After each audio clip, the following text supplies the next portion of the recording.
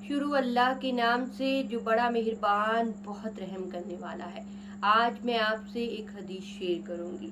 सही बुखारी हदीस नंबर 4476। आप सल्लल्लाहु अलैहि वसल्लम ने फरमाया कि मोमिनीन क़यामत के दिन बहुत परेशान होकर जमा होंगे और आपस में कहेंगे कि बेहतर तो ये था कि आज हम अपने रब के हजूर अपना कोई सिफारशी बनाते। सब लोग हजरत आदम अलैहिस्सलाम के पास जाएंगे और उनकी खिदमत में हाजिर होंगे और अर्ज करेंगे कि आप इंसानों के बाप हैं। अल्लाह ताला ने आपको अपने हाथों से बनाया और फरिश्तों को हुक्म दिया कि आपको सजदा करें और आपको हर चीज के नाम सिखाए।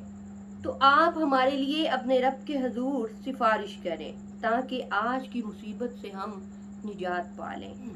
हजरत आदम अलैहिस्सलाम कहेंगे कि मैं इस लायक नहीं हूँ, मुझे तो खुद अपनी भूल याद आ गई है और मुझे तो अपने परवरदिगार के हजूर में जाने से शर्म आ रही है। कहेंगे कि तुम लोग हजरत नूह अलैहिस्सलाम के पास जाओ, वो सबसे पहले नबी हैं जिन्हें अल्लाह ताला ने मेरे बाद जमीन वालों की तरफ भेजा था। दुनिया में भी जब हम किसी मुश्किल में किसी मुसीबत में फंस जाते हैं तो हम क्या करते हैं कि सबसे पहले हमारे जहन में ये आता है कि हमें कोई ऐसा सिफारशी, कोई ऐसा मददगार मिले जो हमें इस मुसीबत से निकाले, हमें इस मुश्किल से निकाले और हम इस बड़ी मुश्किल से निजात पा लें। लेकिन ये तो दुनिया की मुसीबत है, दुनिया की मुश्किल है। आखिरत की मुश्किल इस मुकाबले में बहुत बड़ी है। दुनिया की मुसीबत जितनी मर्जी बड़ी हो, जितनी मर्जी मुश्किल हो, लेकिन वो आखिरत के मुकाबले में बहुत छोटी है, बल्कि बेमायनी है। और आखिरत की मुसीबत तो बहुत बड़ी है। जब सब लोग एक ही मैदान में जमा होंगे, सूरज इतना करीब होगा और नफ्सा नफ्सी होगी, कोई किसी के काम ना आएगा। उस दिन हम जो मर्जी उज़र पेश करें, जो मर्जी बहाने लगाएं, कुछ भी देने को तैयार हो जाएं, लेकिन वो कबूल नहीं किया जाएगा। दुनिया में हम कितनी मोहब्बत करते हैं अपने वालिदैन से, बेइंतहा वो हमसे करते हैं, लेकिन उस दिन सब लोग नफ्सा नफ्सी करेंगे। तो सबसे पहले हम हजरत आदम अलैहिस्सलाम के पास जाएंगे, लेकिन वो भी इनकार कर देंगे। वो कहेंगे कि मुझे तो खुद अपनी भूल याद आ रही है। तो हम हजरत नूह अलैहिस्सलाम की खिदमत में हाजिर होंगे जो उनके बाद जमीन पे भेजे गए। वो कहेंगे कि मैं तो इस काबिल नहीं। वो अपने रब से अपने सवाल को याद करेंगे जिसके मुतल्लिक इन्हें कोई इल्म नहीं था। वो कहेंगे कि मुझे तो खुद शर्म आ रही है। कहेंगे कि तुम अल्लाह के खलील, अल्लाह के दोस्त हजरत इब्राहीम अलैहिस्सलाम के पास जाओ। वो कहेंगे कि मुझे तो खुद अपनी भूल याद आ रही है कि जब कौमे नूह पर तूफान आया था तो उन्होंने अल्लाह से सवाल किया कि जो मेरा बेटा है वो भी तो मेरे घर वालों में से था। तो अल्लाह पाक ने आगे से जवाब दिया कि ए नूह, तुझे जिस चीज का इल्म ना हो तो उस बारे में मुझसे सवाल ना कर कि वो तेरे घर वालों में से था लेकिन वो ईमान वाला नहीं था। तो वो कहेंगे कि मुझे तो खुद अपनी ये भूल याद आ रही है, तो मैं कैसे अल्लाह ताला से आप लोगों की सिफारिश करूं। तो वो हमें हजरत इब्राहीम अलैहिस्सलाम के पास भेजेंगे। लोग इनकी खिदमत में हाजिर होंगे, लेकिन वो भी यही कहेंगे कि मैं इस काबिल नहीं। मूसा अलैहिस्सलाम के पास जाओ, इनसे अल्लाह ताला ने कलाम फरमाया था और इन्हें तौरात दी थी। लोग इनके पास आएंगे, लेकिन वो भी उज़र कर देंगे। वो कहेंगे कि मैं खुद इस लायक नहीं। इनको बगैर किसी हक एक शख्स को कत्ल करना याद आ जाएगा और वो अपने रब के हजूर में जाते हुए शर्म महसूस करेंगे। और वो कहेंगे कि मुझे तो खुद शर्म आ रही है। तुम हजरत ईसा अलैहिस्सलाम के पास जाओ। हजरत मूसा अलैहिस्सलाम को नाहक किसी को कत्ल करना याद आ जाएगा। इस वाक़े का जिक्र कुरान पाक में है कि दो लोगों की आपस में लड़ाई हो रही थी, तो हजरत मूसा अलैहिस्सलाम ने उनको छुड़ाने के लिए थप्पड़ लगाया एक को, और वो वहीं पे मर गया। हालांकि वो इरादन उसको कत्ल नहीं करना चाहते थे, लेकिन अपनी तरफ से वो छुड़ाने की कोशिश में थप्पड़ लगाया, जिसकी वजह से वो वहीं पे मर गया। तो वो कहेंगे कि मुझे तो खुद अपनी भूल याद आ रही है। तो तुम हजरत ईसा अलैहिस्सलाम के पास जाओ। वो अल्लाह के बंदे और इसके रसूल हैं और इसका कलमा और इसकी रूह है। लेकिन हजरत ईसा अलैहिस्सलाम भी यही कहेंगे कि मुझ में इसकी हिम्मत नहीं। तुम हजरत मोहम्मद सल्लल्लाहु अलैहि वसल्लम के पास जाओ। वो अल्लाह के मकबूल बंदे हैं बेशक, और अल्लाह ने इनके तमाम अगले पिछले गुनाह माफ कर दिए हैं। लोग मेरे पास आएंगे, मैं इनके साथ जाऊंगा और अपनी रब से इजाजत चाहूंगा और मुझे इजाजत भी मिल जाएगी। फिर मैं अपने रब को देखते ही सजदे में गिर पड़ूंगा।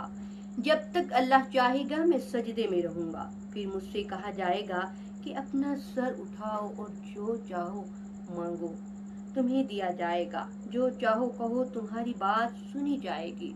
शफाअत करो, तुम्हारी शफाअत कबूल की जाएगी। मैं अपना सर उठाऊंगा और अल्लाह की हम्द बयान करूंगा मुझे इसकी तरफ से सिखाई गई होगी, जो मुझे इसकी तरफ से सिखाई गई होगी उसकी तारीफ बयान करूंगा। इसके बाद शफाअत करूंगा। मेरे लिए एक हद मुकर्रर कर दी जाएगी। अल्लाह ताला एक हद मुकर्रर कर देंगे कि इतने लोग जहन्नुम से निकालो और उन्हें जन्नत में ले जाओ। आप सल्लल्लाहु अलैहि वसल्लम उन्हें जन्नत में ले जाएंगे। आप दूसरी दफा आएंगे, दूसरी दफा भी हद मुकर्रर कर दी जाएगी, दूसरी दफा भी हद मुकर्रर कर दी जाएगी। आप सल्लल्लाहु अलैहि वसल्लम उनको भी जन्नत में ले जाएंगे।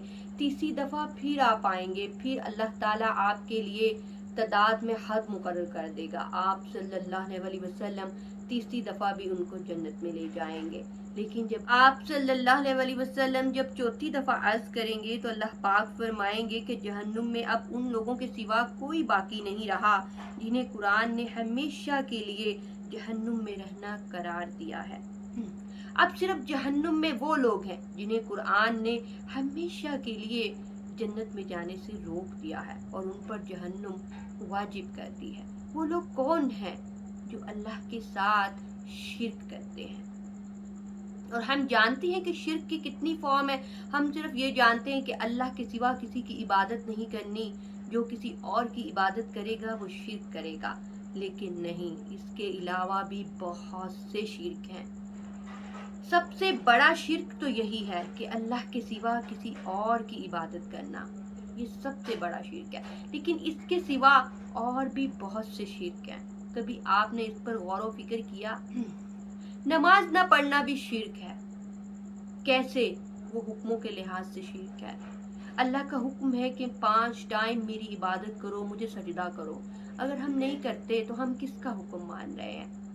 हम अल्लाह के हुक्म से इनकार कर रहे हैं और शैतान का हुक्म मान रहे हैं। तो इस लिहाज से हम किसको तरजीह दे रहे हैं? शैतान को। तो क्या यह शिर्क नहीं? अपनी जिंदगी पर गौर व फिक्र करें कि आप कौन कौन से शिर्क कर रहे हैं। और कुरान पाक जिन्हें रोक देगा वो कभी जन्नत में दाखिल नहीं होंगे। वो आप सल्लल्लाहु अलैहि वसल्लम की शफाअत से भी दाखिल नहीं होंगे। आप सल्लल्लाहु अलैहि वसल्लम शफाअत तो करेंगे, लेकिन उसका दूसरा पहलू कभी हमने सोचा? आप सल्लल्लाहु अलैहि वसल्लम को अपनी उम्मत की तरफ से बहुत गम मिलेगा। आप उस दिन बहुत गम में होंगे। क्यों? कि मेरी उम्मत ने क्या किया? कुरान को पीठ पीछे डाल दिया। क्या यह पीठ पीछे डालने के लिए था?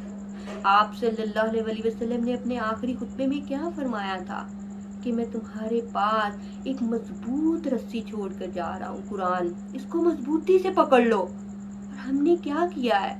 हमने इसे अपनी पीठ पीछे डाल दिया है। क्या हम अपने हर अमल में कुरान पाक को सामने रखते हैं? सोचते हैं कि क्या अल्लाह ने हमें ये हुक्म दिया?